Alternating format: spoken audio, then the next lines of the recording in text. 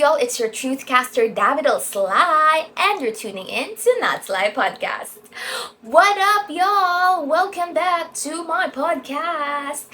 And uunahan ko na at magsasabi ako ng sorry kung meron kayo naririnig na background noise. Ang init po kasi, although naka-noise reduction naman ako, pero I need my fan, bro. Kaya ang init talaga. Pangalawa, sabi ko sa last podcast ko, gagawa ko ng 2 podcasts for the month of March.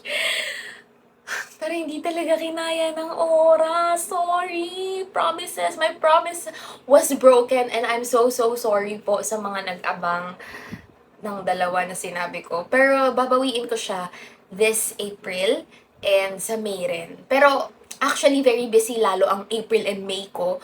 Pero ang reason kung bakit sure ako na matutupad siya ay dahil nakaset na kasi yung mga contents ko for the month of April. Kumbaga, meron na akong nakaplan talaga na, okay, ito na yung gagawin. I-upload ko na lang.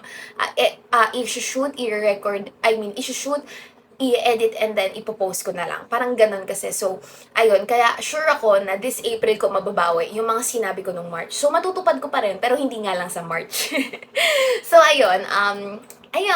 Thank you so much everyone for tuning in po sa aking podcast. Alam nyo, minsan talaga, parang minsan na-discourage, nakaka-discourage minsan. Pero may mga tao sa inyo na nag-chat sa akin na nakakatulong ang podcast ko sa inyo. So, thank you guys for tuning in. Minsan, mga silent lang yung iba sa inyo. Hindi ko alam, nakikinig pala kayo sa akin. Pinapanood nyo pala ang aking podcast. Pero ayun, nagugulat talaga ako. May mag-chat sa akin na sasabihin, ate, thank you for the words that you said in the podcast. You know, all glory to Jesus talaga alone. And I'm grateful that my podcast is speaking to all of you or to some of you at least, diba? So I hope na you continuously journey with me sa aking podcast na ito. And let's do this together, you know? Hindi makukumpleto ang Not Sly. Hindi tayo makakaabot ng greater heights if hindi po tayo magkasama. So, ayun lang. Thank you so much po muli for tuning in. And today, last time, we talked about consistency. Today, we're going to talk about peace. Syempre, bukod sa kakatapos lang ng Holy Week, yung mga bagay na nangyayari dito sa mundo natin ngayon, walang ka-peace-peace, kumbaga. 'Di ba? Makikita natin may mga digmaan, may mga kaguluhan sa ating bansa. And not only that, meron tayong mga kanya-kanyang personal battles, mentally, emotionally, even physically, ganyan. So, talagang maraming nangyayari sa mundo natin ngayon na hindi talaga okay. Tapos, samahan mo pa ng mga personal na bagay na nangyayari sa buhay natin, 'di ba? So, halo-halo na. And, paano nga ba magkaroon ng peace in the midst of the tragedies that we are currently facing? So, alam niyo, wala ulit akong outline ngayon. But, again, I'm going to speak from the heart.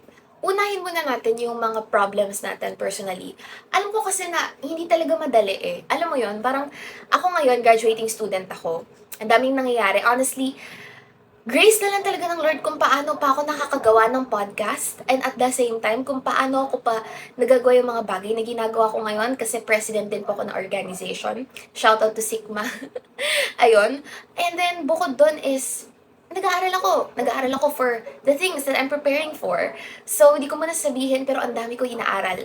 I'm supposed to be studying very well. And I am studying. And ang dami nangyayari. Tapos, ang dami pang mga bagay na bumubulabog sa isip. Ganyan, syempre lahat tayo may mga personal battles that we don't really talk about to other people. Pero if there's something na gusto ko lang paalalahanan sa bawat isa is that, of course, you're not alone in your journey. And, I'm here for you, we are here for you. So, alam ko po na mahirap magkaroon ng kapayapaan sa gitna ng chaos. Pero, I hope you find the right people to be with you in this season of your life. So, ayun, meron tayong mga kanya-kanyang battles, and tulad nga sabi ko kanina, pangalawa, meron pong mga nangyayari na hindi talaga okay. And I want to speak on that for a bit. Yung mga nangyayari dito sa bansa natin. Alam natin na yung mga prices sa oil, I think dapat nga separate podcast to, pero sige. ano, yung mga prices sa oil, yung mga ganyan, alam natin na personally sa heart ng mga drivers natin sa jeep, tricycle, and not just them, of course, even yung mga tao na merong kanya-kanyang vehicle, talagang hirap sa nangyayari sa bansa natin ngayon. Like, the oil, the fuel, yung alam mo yun, tumataas talaga. Tumataas talaga ang presyo. And hindi siya madali kasi di naman lahat mayaman. And nalulungkot lang ako na in the midst of this chaos, talagang consistent yung gobyerno natin sa pagnanakaw at consistent sila sa pagiging korap at sa pagiging hindi handa sa mga krisis na ganito. Tapos sabihin ng ibang mga tao, oh my gosh, huwag masisihin ang gobyerno. Bro, ang daming mga tao naghihirap ngayon dahil hindi tayo tinutulungan ng gobyerno. Not all people who are suffering in this world ay hindi, ay tamad lang at whatsoever. Tingnan niyo yung mga drivers natin sa labas, they're still working. Kasi yun yung kabuhayan nila. And then sasabihin niyo, wag isisi lahat sa gobyerno. Duh! Yung gobyerno natin consistent na hindi handa sa mga bagay na nangyayari dito sa bansa natin. Tapos sila pa yung pagtatanggol nyo. Tapos nasasabihan nyo pa ng mga bagay na hindi maganda. Yung mga driver po ng yung mga natin, yung mga jeepney drivers. Ang reason ko bakit ko po ito sinasabi is kasi inis na inis ako kasi may mga comments kasi yung mga tao sa mga posts na parang anong tawag dito? Parang may time kasi na nagreklamo yung mga jeepney drivers na parang binawi yung 1 peso increase. And then, syempre yung mga drivers, affected talaga sila nun. And then, may mga tao na nagko-comment na napaka-insensitive talaga na, tayo di po kasalanan ng gobyerno, bla bla bla, na ganyan-ganyan, na, ano yun yung, tayo di po kasalanan ng gobyerno na may digmaan ngayon. Okay, fine. Give na natin 'yon. Hindi nila kasalanan na may digmaan sa ibang part ng mundo. Pero bro, ipagtatanggol niyo pa talaga ang gobyerno nating hindi handa. Tapos, hindi man lang kayo makapagbigay ng empathy man lang sa mga tao talagang nagsisuffer. Lahat tayo nagsisuffer. Okay? As a student, nagsisuffer ako. Minsan wala akong masakyan. Minsan, ang hirap makasakay, ganyan. Ang hirap, pero kung hindi mo nararanasan, yung nararanasan nila, huwag ka nalang magsalita kung wala kang magandang sasabihin, no? Alam mo yun, like, sorry po. Parang masyado akong Gina G. But speaking the truth with love, wag na lang po tayo magsalita kung wala po tayong magandang sasabihin at kung hindi natin kayang ilagay yung mga, yung, yung mga paan natin sa, yung paan natin sa, sa shoes nila. If we can't put our feet on their shoes, then just not say anything. Kasi kaya lang naman sila nagpro-protesta. Kaya may mga taong naghihirap at nagsasabi na tulungan nyo kami kasi responsibilidad po ng gobyerno natin na tulungan sila. Nakakatawa lang talaga na ganun yung mga reasoning ninyo.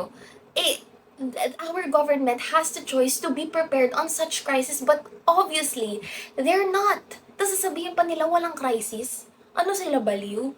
So, ayun lang. Alam ko, I'm not here to like be someone who's very hateful towards the government or what. Although naiinis talaga ako sa kanila kasi consistent talaga sila sa pagiging korap at sa pagiging ewan ko na lang kung anong nangyayari sa kanila. Pero ayun, hindi man lang nila matulungan yung ating mga kababayan, hindi nila tayo matulungan. Tapos yun, sasabihin niyo sa amin, wag natin sisihin ang gobyerno ganyan, gumawa kayo ng sarili niyong mga paraan, ganyan, ganyan, ganyan. Okay, fine. Okay, fine, sige. Hindi lahat ng mga taong naghihirap, kasalanan ng gobyerno kasi tamad sila or whatsoever, blah, blah, blah. Pero ang daming mga tao naghihirap ngayon dahil sa sistema ng gobyerno. Kaya wag niyo po sabihin na walang kasalanan ang gobyerno sa mga bagay na nangyayari po dito sa ating bansa. Gets? So, ayun po, hindi po ako galit. Pero I'm very, I speak, I have so much empathy for our drivers and not only them, sa mga small businesses din na affected, sa mga people na alam mo yun, hirap na ngang kumita ng pera, ang taas pa ng bilihin, ang taas pa ng gasolina, ganyan. So, I stand by you and with you guys, mga kababayan. Mahal ko po kayo and I hope na kayanin natin to together. Hindi madali, pero I hope na patuloy pa rin nating ipagdasal ang better days ahead. Parang palala na lang kasi ng palala ang mundo natin eh. Parang ewan ko na rin eh, no? Pasensya na po sa ingay kung hindi nagana sa aking noise reduction, pero hopefully hindi nyo masyadong rinig. Pero again, I stand by you and with you. Sa lahat na nangyari dito sa mundo ngayon, alam kong hindi madali. Hindi madali lahat. Kaya I really pray na ma-find nyo yung peace kahit na sobrang chaotic ng mundo natin ngayon. And I'm only here to speak hope, no? And peace. Kasi as of this moment, hindi pa naman din po ako mayaman. Pero I believe na, nung tinatanong ko si Lord kung, I don't know what you believe in, pero ako as a Christian, tinatanong ko si Lord, anong topic ko? Kasi for the past few days, kaya rin honestly, hindi rin ako nakapag-podcast kasi wala akong maisip na content for the podcast.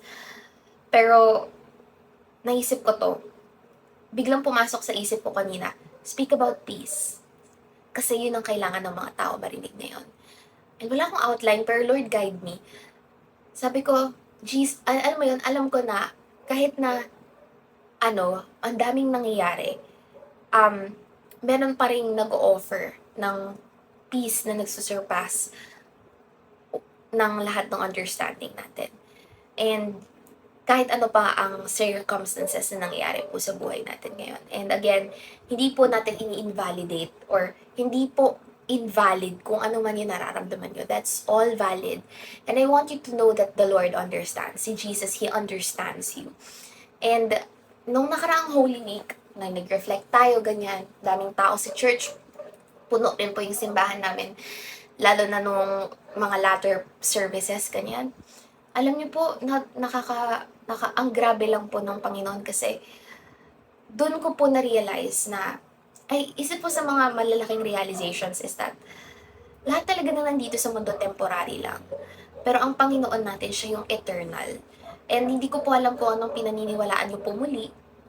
Pero gusto ko lang po sabihin sa inyo na if there is something within you na parang kailangan ko ng kapayapaan ngayon, ganon, hindi ko siya matagpuan.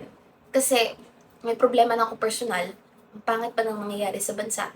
Ito na, tapos maaring meron pang maraming bagay. Maaring apektado ka pa sa pamilya mo, hindi lang personal na ongoing thing sa buhay mo, ganyan, baka family din, baka friends din, baka sa community mo rin, baka may mga issues pa kayo, ganyan, sa ibang mga bagay. Pero I want to tell you right now na, tulad nga ng sabi ko sa inyo, the Lord understands, and in the midst of chaos, I hope you find His peace. This Holy Week, or nung nakaraang Holy Week, pinag-usapan yung resurrection niya. And yung resurrection niya, yun yung hope natin na buhay ang ating Panginoon. Buhay ang ating Diyos. Nabuhay siya muli. Alam mo yun, He conquered sin. He conquered the evil one. Alam mo yun, napagtagumpayan niya yun. And if yung ganong ka-imposibleng bagay na mangyari na mabuhay muli, nagawa ng Panginoon at bumalik siya para sa atin, nabuhay siya para sa atin muli. I also know that I hope na ma-encourage kayo with the fact na ang Panginoon natin, He does the impossible. He does so many things na akala nating imposible sa buhay natin. Pero posible pala kasi siya yung gagalaw. And naniniwala ako, kahit na sobrang gulo ng mundo ngayon, kahit sobrang hindi ko na alam kung ano nangyayari, ang Panginoon natin ang may kakayahang tumuldok sa mga problema na yan. E paano kung hindi na mangyari, Davi? Well, isa lang ang masasabi ko. Ang Panginoon, kahit na hindi maganda ang sitwasyon ng mundo, He offers something far better than what this world can offer. And yun yung peace na nanggagaling sa Kanya na nag-transcend all understanding, na kahit na mahirap ang mundong ito, you can find peace within because He is with you. And you know na kapag inaccept mo siya as your Lord and Savior, kahit na hindi magulo ang sitwasyon dito sa mundo, you know na sa langit, wala nang ganun. Walang digmaan. Sa heaven, walang digmaan sa, alam mo yung walang kaguluhan doon. And yun ang isa sa mga bagay na nagbibigay sa akin ng peace. Just the fact na alam ko na no matter what happens, He is with me. And I don't, alam mo yon, hindi ko sinushow talaga yung paniniwala ko sa mga tao sa paligid ko. Pero, I hope you find that hope and peace in Jesus. This world cannot offer that type of peace, believe me. Ako, ang dami kong problema. Honestly po, meron po kong problem mentally talaga din. Pero, Jesus is the only one who can sustain me. He's the one who was able to help me all throughout. He's the one who has given me peace na hindi ko maintindihan paano nangyari yon. Ang gulo ng buhay, ang gulo ng internal world ko. Pero siya ang nagkakalma. And tulad ng ginawa ng Panginoon dati, He calmed the storm. He calmed the raging seas. And if He can do that, He can do that in your heart too. So, hindi ko po alam kung sino po yung mga tao nakakarinig nito ngayon. And baka sabihin nyo, itong podcast na to parang parang very spiritual and everything. I don't know who's hearing this today, but I just really know and I just really hope and I'm just really sharing to you what I believe that will help you and that and the thing na pinangahawakan ko.